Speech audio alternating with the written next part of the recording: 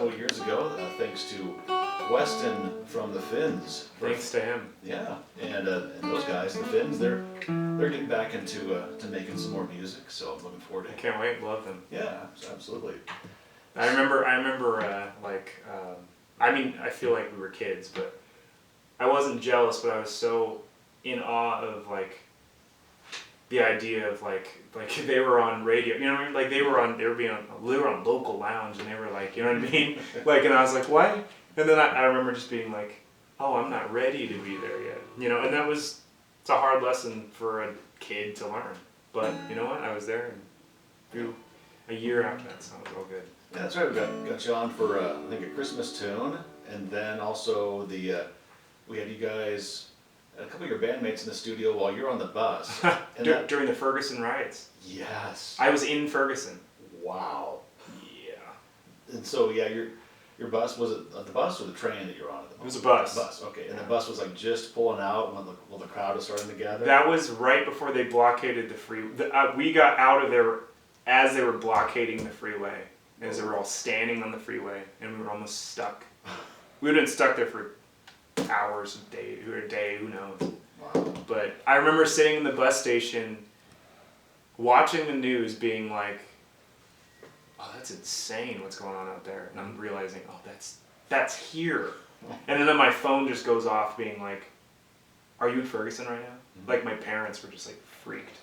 They're like, stay in the bus station. It's like, I'm not going to go out and, riot. Right. But it was crazy. And I just remember being doing the interview on my phone while on the bus. And somebody took a picture of me on that bus to send to you guys for the promo. Yeah, I think I remember that. Yeah.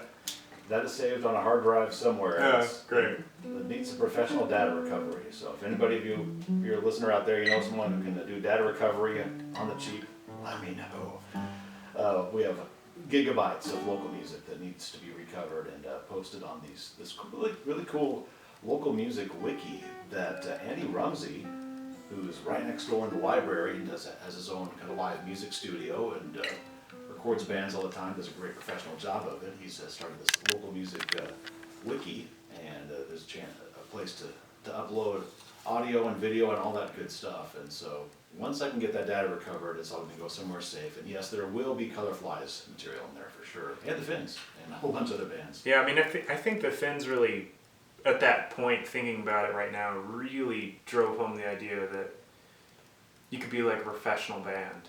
Mm-hmm. We were really good friends with them, but they'd always be like, you guys are like, you're crazy people. You're like crazy. I mean, you're crazy people in a crazy band. But then to see their like refined nature of playing really stepped up our game.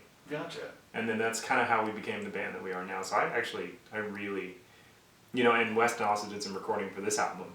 So I really praise the Finns because they were really one of the only bands that had something really different to say, I feel like, at the time besides us. They were just really... Yeah, there weren't any other local bands that sounded like the Finns or sounded like the Colorflies. You're not wrong about that.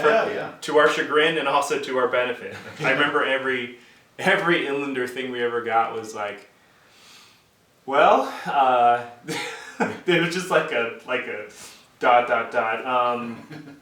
Don't know what I'm listening to, but it's got energy. There we go. So it's like, okay, we can handle that. Yeah, and we'll get some more music here in just a second. We have a little promotional break to get to here on KYRS.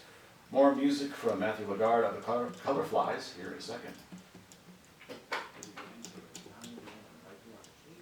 All the shakers in this. Yeah.